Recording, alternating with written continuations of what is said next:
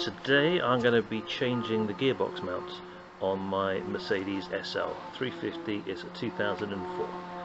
Chilly one today, but it's a good time to actually demonstrate what happens with the gearbox mount, especially when it's cold and the rubber is is hard and it's dense, what they call the shore hardness of rubber. Now today I got this Mercedes SL 350. It's a 2004, and I bought a gearbox mount which goes in the middle. I bought this in the UK. It's the most expensive one that they had, of the option of 2, and I got a discount. After that I paid about £34, so pretty good. The brand is, oh here we go, it's on the packaging. It's Hutchinson. So it's a Hutchinson gearbox central mount. Now, as you can see inside there, you've got this metal spindle which is mounted and encapsulated in the rubber. There's a little gap at the top. Now I think when I take the old one off, that this rubber and the central mount that goes through is actually going to be loose, and that's what's causing the gearbox to shake, especially when it's cold. After I've driven it for 10 minutes and the rubber's vibrated and got a bit warmer, then it actually goes away.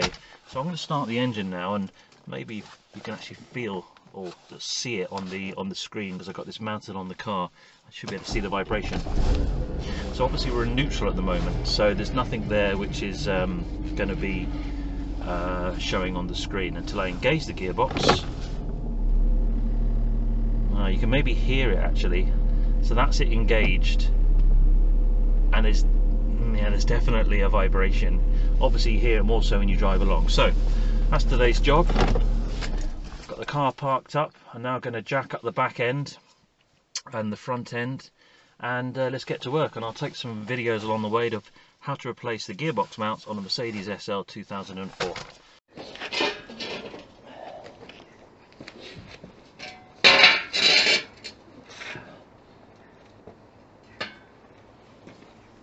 Unfortunate that my drive's on an ever so slight slope, so it gives me just that bit more clearance when I'm underneath. Now I might need to jack the front up.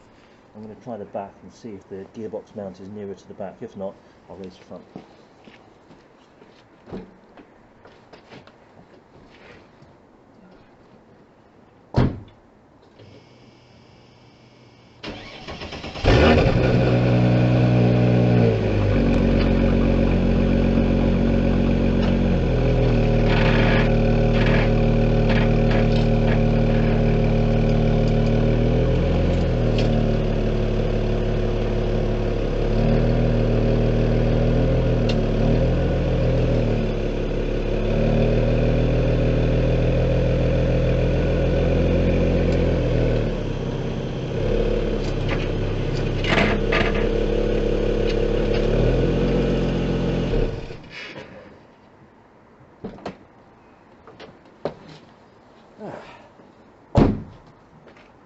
Okay.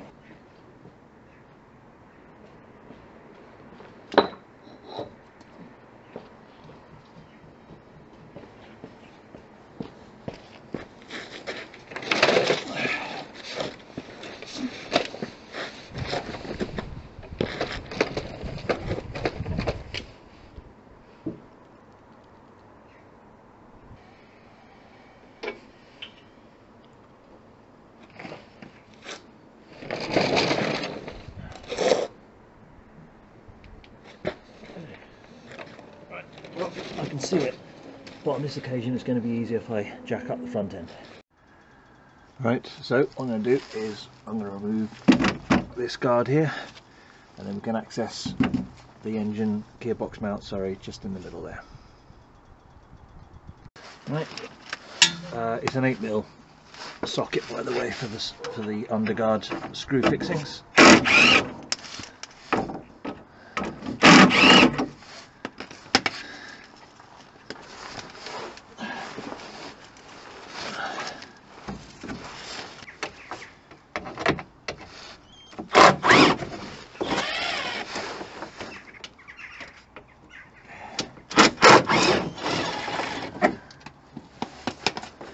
See if I can slide this off. I don't know if I can. Oh, there's 2 there. Forgot about them. I've obviously hit something here because it's made of fiberglass and it's holding together, but it is slightly, here's my hat, it's slightly fractured. There we go. this side. Over here.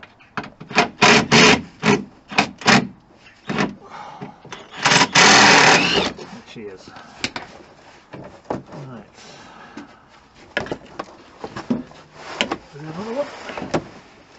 I think so. I think it's just been pushed in. There she is. Right. Let's get that out of the way. Watch the exhaust. So, there's the gearbox mount. So it looks like we undo. Let's see if I can see it obvious. Oh, there you can see in there. Well, alright, well, doesn't look too bad, but we don't know until we take the thing off. So what I'm going to do, support this gearbox underneath here. There's fixings underneath there. I'm going to take those off, take these 6 fixings off, and there's going to be 2 main fixings that run through the middle, which is that bar that I showed you. So first of all, we take these off. They look to be 15-16 mil. I'll go get my socket set. Right, there's a cross brace underneath here. On the top, on the underside of this, is your gearbox mount. So I'm going to undo these 6 fixings. They look to be 17s, and make sure I'm going to support this gearbox as well before obviously we do that. Right, they're actually 16s. Blimey, there. That was hardly anything. That was about 25 Newton meters on that. On my calibrated elbow. That is not super tight at all. So I need to remember that when I put that back on. Again, hardly anything on that one.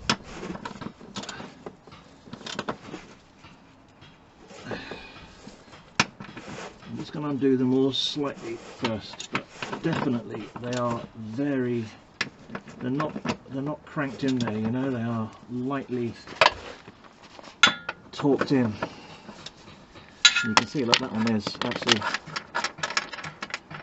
spinning. Oh, maybe that's part of the. Let's have a look at this. Well, it certainly have come out easy enough. Let's carry on. Gearbox is supported.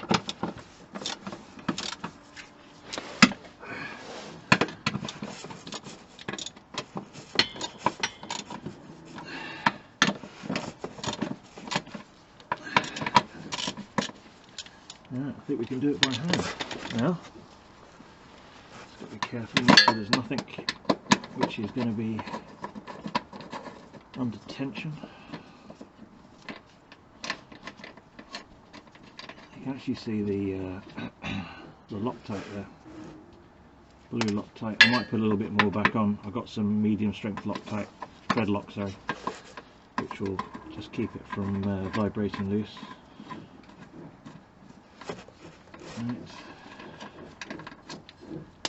Oh.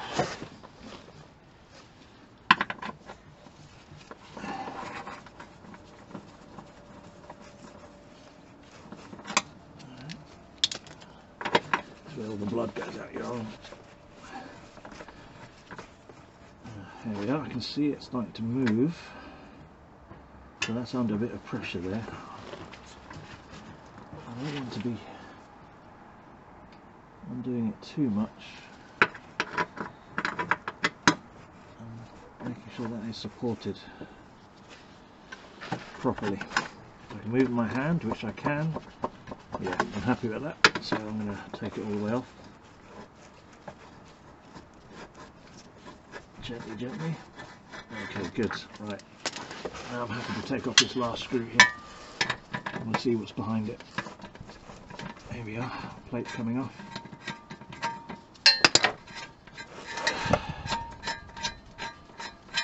Okay, good. Right, that's the mount there on there, so I've got to try and undo this now. Come on, light, stop mucking about.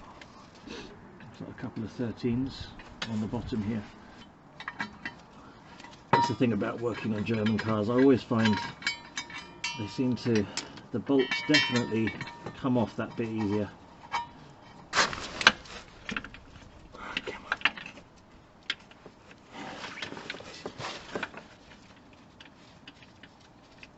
Alright, here she comes. As I said, I'm going to put some Loctite back on these because it's a part that's obviously designed to take out vibration, so I want to make sure that the bolts don't come loose. But remembering that the torque on the first ones are very light. Oof! Now look at that. Maybe you can see that. I can see daylight all the way through that, no problem at all. So let's get that into the light and have a proper look. Oh! You're coming with me. Back in the garage. Okay. Can you see that? Oh, look at that gap. I could actually get a screwdriver through there. I'll move it around this way, maybe it's easier. That's better, isn't it? Look at that. Look at that gap. No wonder I got vibration. Hello. Right, compare that to the one that I'm replacing. Here she is. Look at the difference on that. Now you can see that this, just over time, you know, I can move it slightly with my hand. Watch. That's not good. That's the whole weight of the gearbox. No wonder I'm getting vibration. Yeah, that's really quite different to that. I mean, it's actually, when you look at it, it's actually dropped, I would say. Oops, sorry. If you look at the height of them there, I would say that the distance is on this one. It's got to be 15 mil. The distance on this one, 25 mil. So I'm 10 mil, basically. Yeah, 10 mil of a difference in height. That's going to mean that the gearbox is going to sit at a different angle with the drive shaft, and maybe that's why I'm getting this resonance, because it feels like the car is going. You can feel it. So let's get this new one on. Keep that as a paperweight. I'll get back under the car. Right, obviously pay attention to which way round. It can't go that way round because you can see the base here, it's going to be sat at an angle, so that's the correct way. Oh. Oops. Where's the camera? There we go. Right, so it's going to sit like that on there, a strap on the top, not on the inside, because that won't sit true and straight, so it's got to sit that way around underneath. So that's the way it's going to go. I actually sometimes like to write a date on there so that I know when I changed it. I usually put it in my service book as well. If I change the brake pads or do anything like this, and it gives me an idea of how long the parts last and whether to buy them again. But I'm hoping changing this will be the only time I need to change it on the car. Bearing in mind the car is actually 2004, so you know, a 15-year-old car we got here. I do a commute every week and it runs really well. I do something like 6 hour commute. That's a 350-mile journey. I'm going to move that camera slightly. I'm going to move that here so we can see, so you can get an idea of. Right, that's it there. Okay, so what I'm going to do now, I've got some thread lock, medium strength. Let's get that on. There's my bolt. Put a little bit on. There she goes. You don't need much. There. Medium strength. What is that? Loctite. Alright.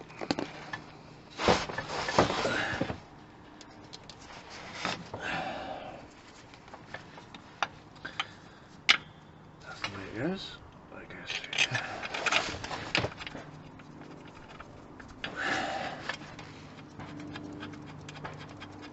get one side in halfway and then I'll do the other one. I'll hold it in place. There we are, easy as that. Right, next one. A bit of glue, a little bit of thread lock.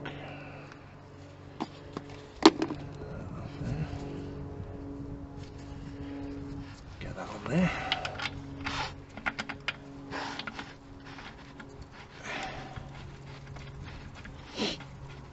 Now these were the these are the ones I would say that were torqued up the most. So I'm going to put an extra bit of elbow grease on this one.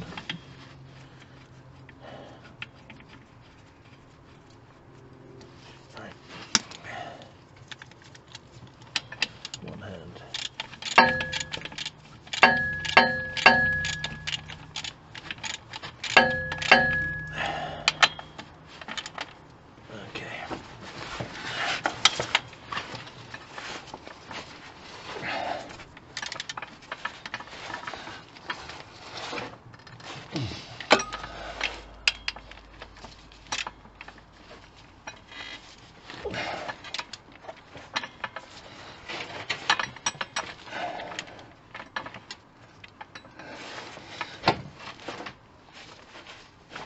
Okay, that's good. Right, let's have a look and see what that looks like. Right, okay. So plate back on and we do the centre nuts. Looking at this here, I should have maybe taken a note on which way around. There is a slight difference to the plate. It has got a different edge to it there. I can probably line it up with the evidence mark from where it was before. I can see that there's rust, there's a surface rust here, and it sits the same shape as that side, so I believe it goes that way round. The only difference I can see is that there's a slight bevel here. Okay, let's get a bit of thread lock on these.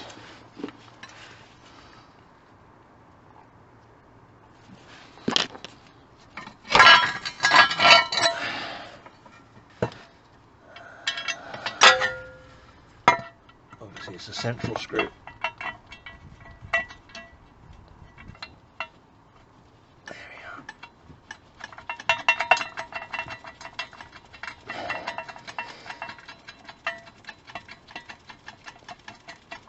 That's better. Right, next one. One with the red dot. There we are. That'll do it. Get that on there.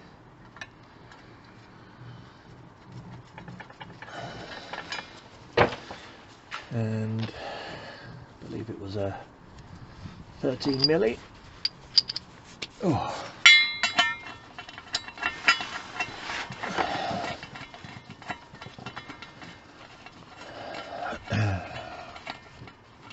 Now these ones torqued fairly snug. It doesn't need much.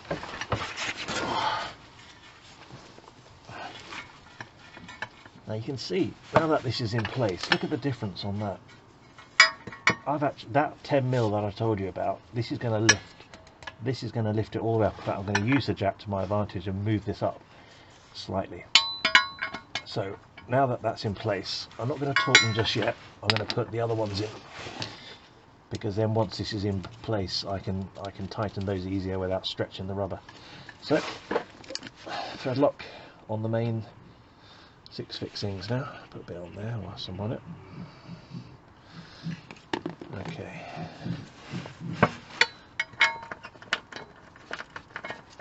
There's one. Get one on the other side. Doesn't even reach. Right, so let's use the jack. Ooh.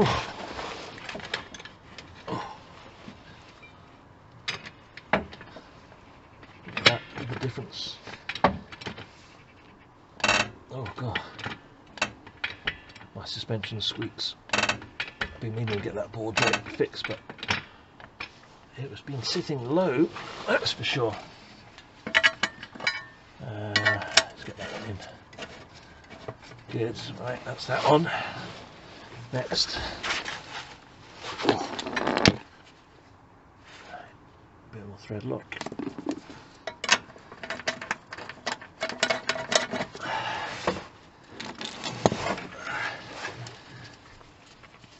I love the smell of this stuff. When I was a kid, I used to race model remote control cars when I was about 10, and it always reminds me of that. Alright, oh dear. Alright, where's the other one? There it is. Oh.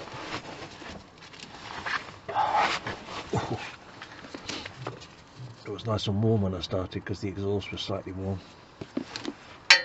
Right.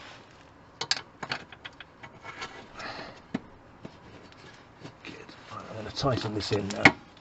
Change that back to the, what was it, 17, 16? Oh, it's on, 16, right. Get my short extension.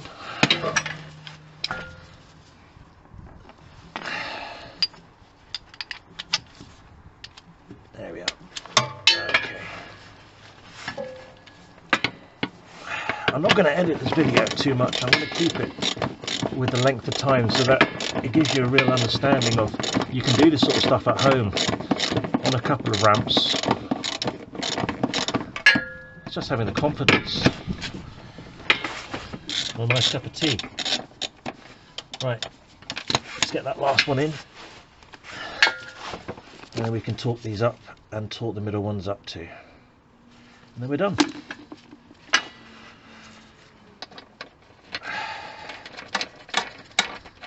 Okay, now these ones weren't in very much in terms of torque. I'm just going to, as they say, snug them up.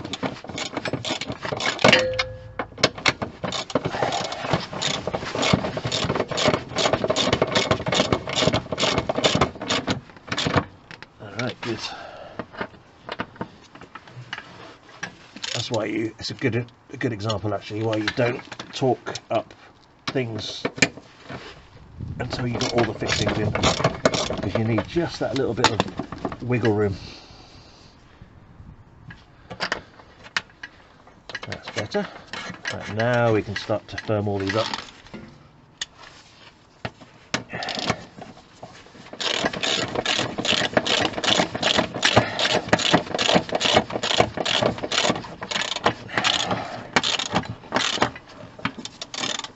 As I said, these weren't in very hard at all, so I'm not going to go much.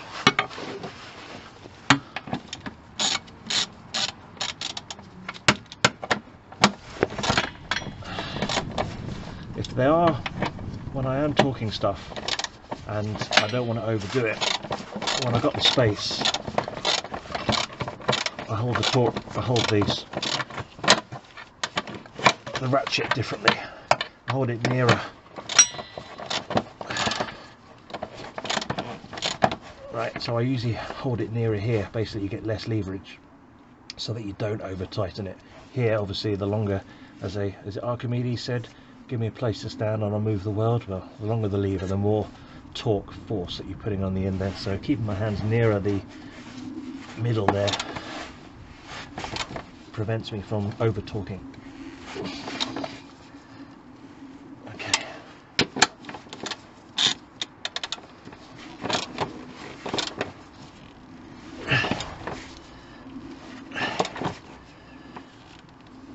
Good.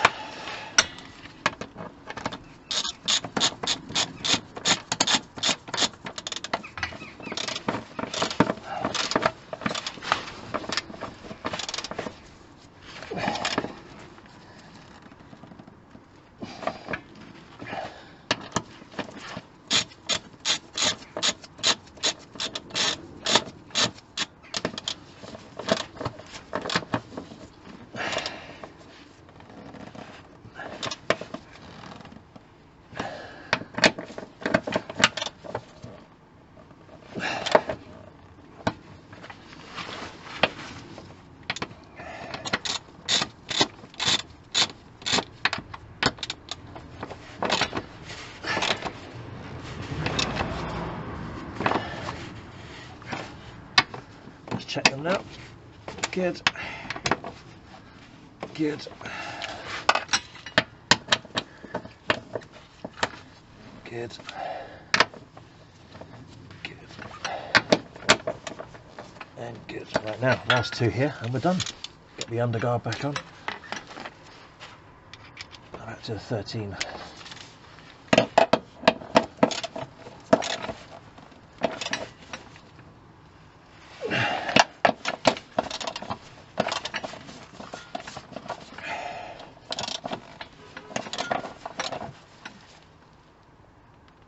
Okay, lower the jack.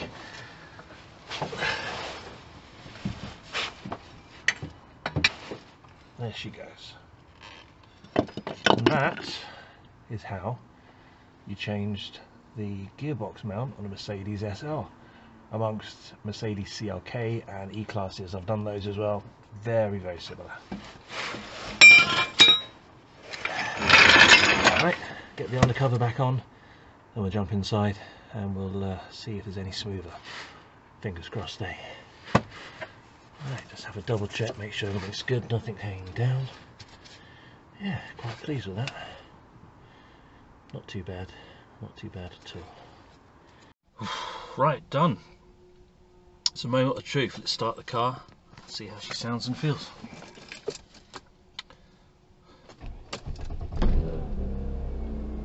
Okay, so obviously we're in neutral, park, sorry. I'm going to move it now to drive. Yeah, wow. That's some difference. That is some difference. I know it probably doesn't come out on the camera, but that's, I mean, it's 1 degree today, it's freezing cold. I think because the gearbox now is going to be sitting that 10 mil higher, I'm not going to get this resonance, and it was hard to explain, but it felt like as I go along, if I go into neutral to test it, the sound would disappear. When I'm in drive, it's like it's oscillating, and I'm thinking maybe now that I've replaced the gearbox mount, the drive shaft's going to be sitting true, it's going to be aligned better. Fingers crossed that will go away. So I'll go for a test drive and see. But all in all, pretty straightforward really. What was it, 6, 7, 8, 10 bolts plus the underside of the guard that you need to remove. But as you can see in the video, I pretty much did it real time. Not too difficult. If I had to do it again, probably save myself 10 minutes. I think really all in all it's probably a half an hour job. The part was 30 something pounds. What is that, 50 US, 45 US, so yeah, not bad. Give it a go. If you're getting this vibration, it's well worth checking that mount. This car is 2004, so it's a 17-year-old car. It's probably, that gearbox mount has probably been the original one to the car, so I know from experience that that sort of age, yeah, you're going to get this vibration. So if you do get that vibration, well worth checking that thing. It's an easy one to sort of tick off the box. Let me know in the comments. I'll come back to you honestly with any help and advice that I can. But yeah, thanks very much for watching. Really do like the thumbs up and the subscribes. I know everyone says it, but it does help, and I'm finding the more I do these sorts of videos, the more requests that I'm getting. So yeah, thanks very much. Bye for now. Let's move on, 'cause it's time to move on.